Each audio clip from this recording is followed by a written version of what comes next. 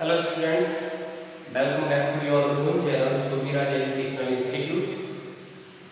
और हम आशा करते हैं कि आप सभी घर पर स्वस्थ होंगे। और आपको एक बात कहना चाहते हैं कि अभी इस बीमारी के दौरान कोविड-19 यानी कि कोरोना के दौरान आप अपने घर पर रहकर अपनी स्टडीज को कंटिन्यू करें। आज हम आपका क्लास 9 के स्टूडेंट्स के लिए उनका फर्स्ट चैप्टर मोशन स्टार्ट करने जा रहे हैं।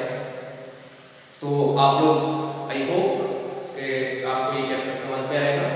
अगर फिर भी कोई भी आपकी प्रॉब्लम है, कोई भी आपका इश्यू है, तो आप उसको कमेंट बॉक्स में डालिए। हम नेक्स्ट वीडियो में सेकंड वीडियो में आपको उस प्रॉब्लम का आंसर करेंगे या उस प्रॉब्लम का आपको सॉल्यूशन देंगे। So let start our chapter motion. As we know कि हमारे इस अर्थ पर बहुत सारी चीजें हमें देखने को रेगुलर लाइफ में मिलती हैं। ट्रीज हैं, बिल्डिंग्स हैं, हाउसेस हैं, एनिमल्स हैं, car, buses, rickshaw, human beings and many more things हम अपनी डेली लाइफ में देखते हैं। और हम ये नोटिस भी करते हैं कि कुछ चीजें ऐसी हैं जो हमें हमेशा एक ही जगह पर मिलती हैं और कुछ चीजें ऐसी होती हैं जो हम जिस जगह पर छोड़कर जाते हैं वहां पर नहीं मिलती। तो इसके पीछे एक कारण है, दैट इज मोशन। कुछ चीजें ऐसी हैं जिनमें मूवमेंट हो सकता है, उनमें मोशन हो सकता है। तो जो चीजें ऐसी हैं जिनमें मूवमेंट हो सकता है, मोशन हो सकता है, वो आपको कहीं भी एक जगह पर नहीं मिलती है। जहां आप उनको रेगुलरली छोड़कर जाते हैं वहां पर वो आपको नहीं मिलती हैं। लेकिन कुछ चीजें ऐसी हैं जो आप जहां छोड़कर गए हैं वहीं आपको मिलती हैं। सपोज दैट बिल्डिंग है, हाउसेस हैं, स्कूल्स हैं, ट्रीज हैं, रोड्स हैं, इनको आप जहां पर देखते हैं वो आपको वहीं मिलती है, because they are the stationary things. वो एक ही जगह पर अपनी पोजीशन पर रहती हैं, वो मूव नहीं कर सकती, उनमें मोशन नहीं हो सकता। On the other hand human beings, car, birds, animals and many more things that can be moved and you find them that they are not on the exact place when जहां पर आपने उनको छोड़ा था कि वो आपको वहां पर नहीं मिली। तो वो उनमें मोशन हो सकता है। जब एक बर्ड फ्लाई करती है एक जगह से दूसरी जगह पर, उसमें मोशन होता है। जब कोई भी व्हीकल एक जगह से दूसरी जगह पर मूव करता है स्टेशनरी ऑब्जेक्ट के, अब ट्रीज हैं, आपको देखा होगा कि जब आप गाड़ी मूव कर रही होती है तो जो ट्रीज हैं वो अपनी जगह पर रह जाते हैं, लेकिन उनके रेस्पेक्ट में जो आपका व्हीकल है वो आगे चला जाता है, तो उनमें मोशन हो रहा है। यानी कि मोशन है क्या? मोशन एक कॉमन कैरेक्टरिस्टिक उसका मैं आपको बता दूं। A common characteristic of all the moving bodies is that they can change their position with time. यानी कि सबसे बड़ा कॉमन जो कैरेक्टरिस्टिक है कोई भी बॉडी हो, अगर वो अपनी जगह से दूसरी जगह पर जा सकती है with respect to time, means they can change their place with respect to time, and they can move from one place to another place with respect to time, that is known as motion. इसी को हम motion कहते हैं। तो I hope कि आपको motion समझ में आ गया होगा।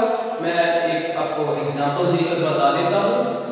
यहां पर ए पॉइंट पर सपोज दैट एक कार है और ये यहां से मूव करती है और पहुंच जाती है बी पॉइंट पर। It means it is the initial position and it is the final position.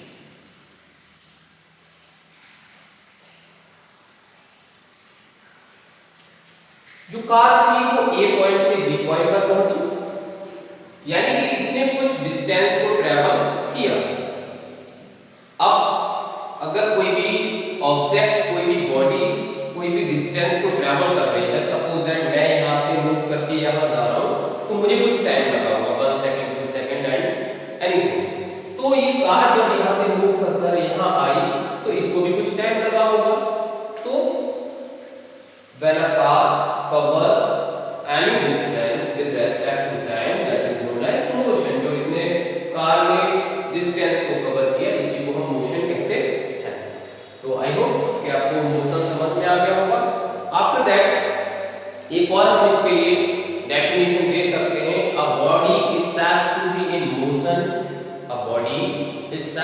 in a motion when its position changes continuously with respect to a stationary object taken as a reference point।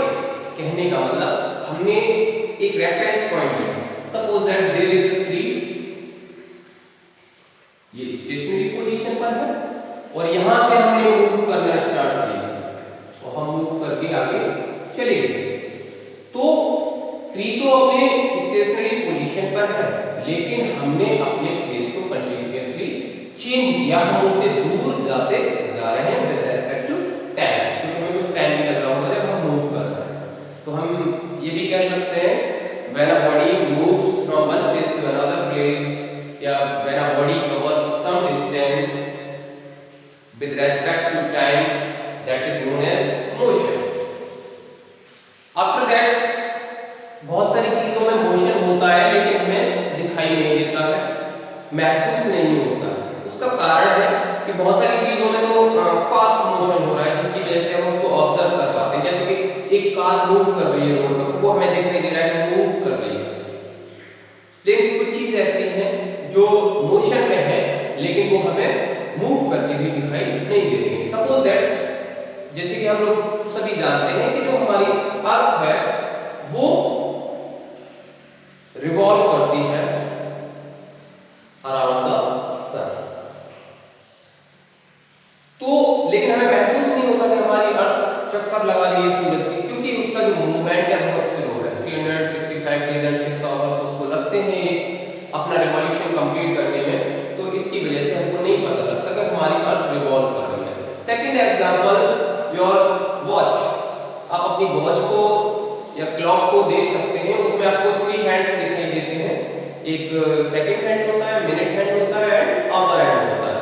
तो वहां पर आप बहुत अच्छे से देख सकते हैं कि जो सेकंड हैंड है उसको तो आप मोशन में देख सकते हैं कंटीन्यूअसली कि उसमें मूवमेंट हो रहा है, उसमें मोशन हो रहा है, लेकिन जो मिनट हैंड है एंड आवर हैंड है उसमें आप मोशन को ऑब्जर्व नहीं कर सकते, क्योंकि उनका मोशन जो है बहुत ही स्लो है, जिसकी वजह से तो बहुत सारी चीजें ऐसी होती है जो मोशन में होती है, कंटीन्यूअसली मोशन में होती है, लेकिन हमको पता नहीं लग पाता है, लेकिन वो मोशन में है, यानी कि वो अपने प्लेस को चेंज कर रही है, बहुत ज्यादा समय ले रही है। हमने कहा विद रेस्पेक्ट टू टाइम।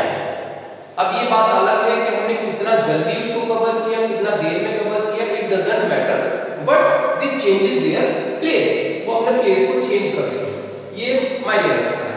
तो ये हो गया आपका मोशन। इसके बाद जो हम बात करने जा रहे हैं वो डिस्टेंस एंड डिस्प्लेसमेंट। अभी जो हमने बात की कि कोई भी बॉडी जब कुछ डिस्टेंस को कवर करती है with respect to time, that is known as motion distance. लेकिन व्हाट इज डिस्प्लेसमेंट? डिस्प्लेसमेंट क्या है? पहले तो मैं आपको बता दूं कि अगर आप किसी भी सब्जेक्ट को उठाते हैं तो वहां पर डिस्टेंस और डिस्प्लेसमेंट आपको मीनिंग सेम मिलेगा, वहां पर कोई भी डिफरेंस नहीं होगा। But in the physics there is a big difference between the distance and displacement. So understand the difference between distance and displacement very carefully. Distance having only magnitude, distance having only magnitude, यानी जो distance होता है उसके पास केवल magnitude होता है। Magnitude means, I hope you understand what is the meaning of magnitude here, means some distance, okay, but not a particular direction. But displacement has magnitude as well as direction।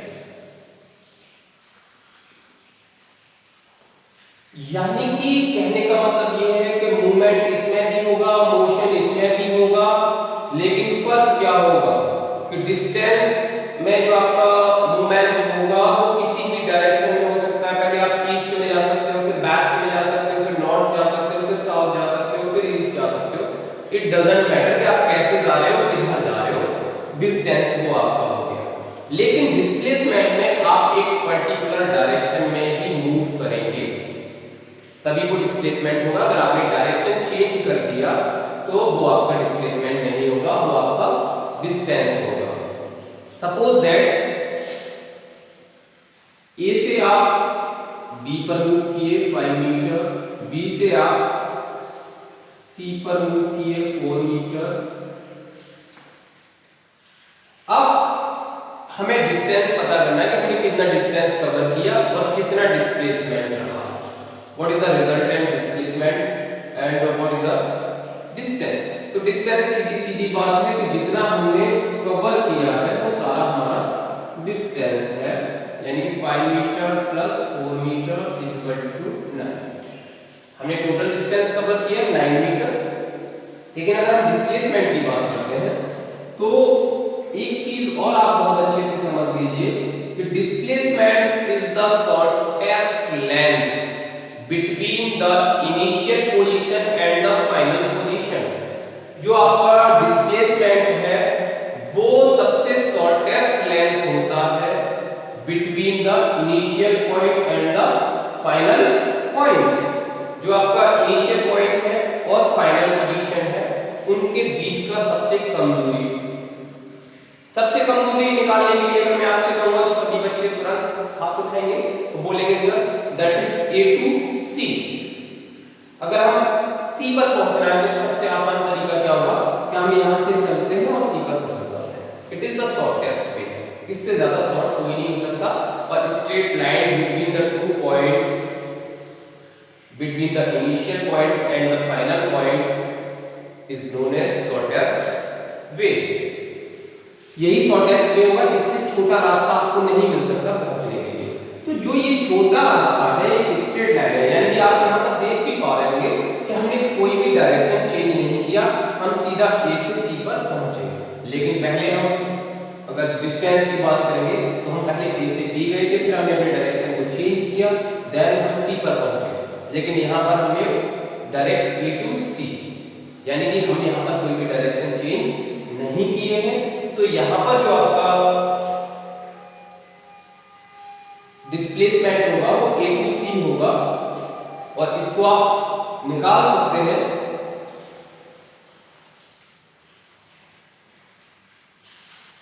तो ये आपका 3 metre displacement यहाँ पर आ जाएगा। तो जो आपका displacement हुआ वो 3 मीटर होगा, ठीक है ना। अब कुछ बच्चे सोच रहे हो 3 मीटर कैसे हुआ, थोड़ा मैथमेटिक्स को यूज करेंगे बाय द पाइथागोरस थ्योरम। ये 3 मीटर आ जाएगा आपका, क्योंकि यहाँ पर मैंने ये राइट ट्रायंगल आपका फॉर्म हो रहा है तो ये हाइपोटेन्यूस हो जाएगा, बेस हो जाएगा और हाइट हो जाएगा। तो उससे 3 मीटर ही आपका आ जाएगा। 3 4 5 आप मैथ्स में काफी पहले से पढ़ रहे हो। तो यहाँ पर डिस्प्लेसमेंट आपका, इसीलिए मैंने ये आपकी इजी थोड़ा डिजिट्स जो वैल्यूज थी बोली ताकि आपको समझ में आए। तो जो डिस्प्लेसमेंट हुआ वो यहाँ पर 3 मीटर हुआ। आप यहाँ पर कंपैरिजन निकालें हम डिस्टेंस और डिस्प्लेसमेंट के, तो काफी ज्यादा डिफरेंस आ रहा है यहाँ पर। तो यही समझ लीजिए कि इतना ही बड़ा डिफरेंस है डिस्टेंस और डिस्प्लेसमेंट में। दूसरी चीज, अगर मैं डिस्टेंस को बहुत सरल शब्दों में आपसे कहूँ इन द इजीएस्ट वे, तो the distance travelled bye a body is the actual length of the path covered by a moving body irrespective of the direction in which the body travel. यानी कि वो actual length होगी, यानी कि जितनी पूरी दूरी तय की गई है वो एक्चुअल लेंथ होगी। यानी कि हमने ए से बी को तय किया, बी से सी को तय किया, अगर यहाँ से हम कुछ और तय करते हैं तो वो भी उसमें जोड़ना पड़ेगा, दैट इज द डिस्टेंस। और एक चीज और मैंने कहा इररेस्पेक्टिव ऑफ द डायरेक्शन, यानी कि इसका डायरेक्शन से कोई भी संबंध नहीं होता है, किसी भी डायरेक्शन में आप मूव कर सकते हैं। But on the other hand displacement, the distance traveled by a body is not the actual length, it is the shortest length between the initial point and the final point, and it is also respective of the direction in which the body travel। यानी कि इसमें एक direction ही particular आपके पास होना चाहिए, that is displacement। एक चीज और हम समझ लेते हैं कि जो हमारी डिस्टेंस है और डिस्प्लेसमेंट है ये किस टाइप की क्वांटिटी है। तो अगर हम डिस्टेंस की बात करेंगे तो डिस्टेंस हमारा स्केलर क्वांटिटी है। स्केलर क्वांटिटी आप पहले पढ़ चुके होंगे, scalar quantity and vector quantity. And scalar quantity means इसमें केवल हम स्केल कर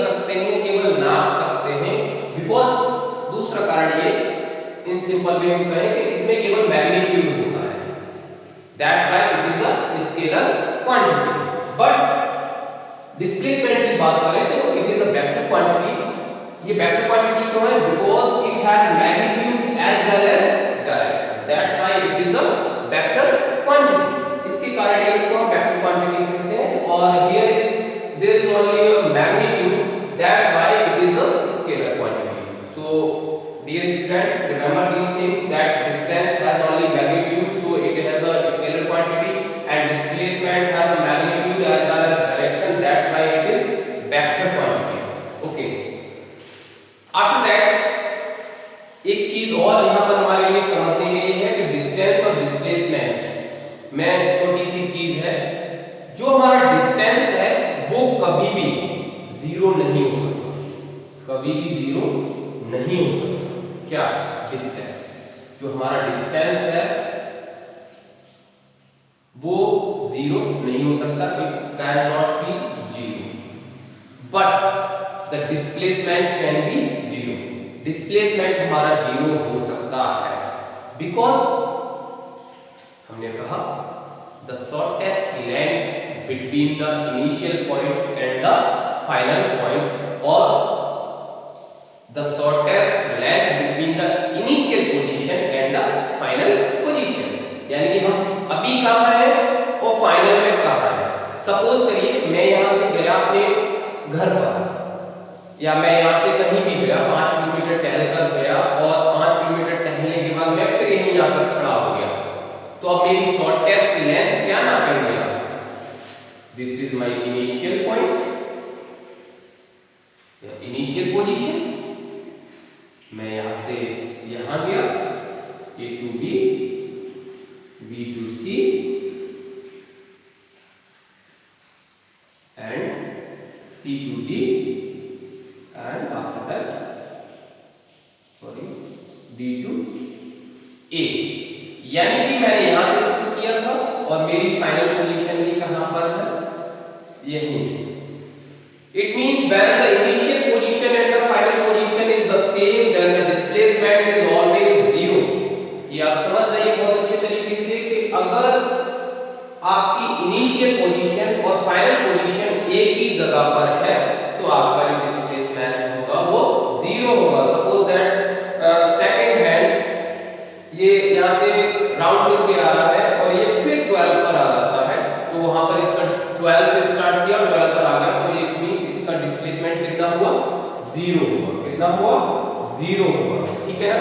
आप कहीं भी गए, घर से स्कूल गए, स्कूल से घर पहुंचे, जिस जगह से आप चलना शुरू किए थे उसी जगह पर आप आकर खड़े हो गए, इट मींस आपका डिस्प्लेसमेंट कितना है? जीरो है। लेकिन डिस्टेंस तो आपने तय किया है, क्योंकि हमने कहा डिस्टेंस एक एक्चुअल लेंथ है जो आपके द्वारा कवर की गई है, आपके द्वारा तय की गई है, वो एक्चुअल लेंथ होती है आपकी डिस्टेंस। ओके, तो डिस्टेंस तो आपने कुछ कवर किया है, लेकिन जो आपका डिस्प्लेसमेंट रहा वो रहा जीरो, क्योंकि आपका इनिशियल पोजीशन और फाइनल पोजीशन सेम है। ओके, तो आई होप कि अब आपका ना तो मोशन में कोई प्रॉब्लम रहा होगा, ना डिस्टेंस और डिस्प्लेसमेंट में कोई प्रॉब्लम रहा होगा, और ना ही आपका क्वांटिटीज में, that is the distance is the scalar quantity and displacement is the vector quantity, because distance has only magnitude and on the other hand displacement has the magnitude as well as direction, so that's why it is a vector quantity। और displacement आपका zero हो सकता है, लेकिन distance कभी भी zero नहीं होगा अगर आप किसी भी ऑब्जेक्ट में बॉडी में मूवमेंट किया है, मोशन किया है तो। सो आई होप कि यहाँ तक आपको समझ में आ गया होगा, और आगे जो आपका आने वाला है वो है आपका मोशन, यानी कि यूनिफॉर्म मोशन और नॉन यूनिफॉर्म मोशन। हम इसको पार्ट सेकंड में करेंगे। So all the students and all the parents and all the friends, you have to please subscribe the channel Soviraj educational institute. और मैं आशा करता हूँ कि मैं इस चैनल के माध्यम से आपके जो सिलेबस, जो स्टूडेंट्स बोर्ड स्टूडेंट हैं उनके सिलेबस को कंप्लीट करा पाऊंगा, कुछ हद तक उनकी मदद कर पाऊंगा। नेक्स्ट वीडियो में हम आपको फिजिक्स का 10th का फर्स्ट चैप्टर स्टार्ट करेंगे, तो वो भी आप देख सकते हैं। कोई भी प्रॉब्लम आपकी है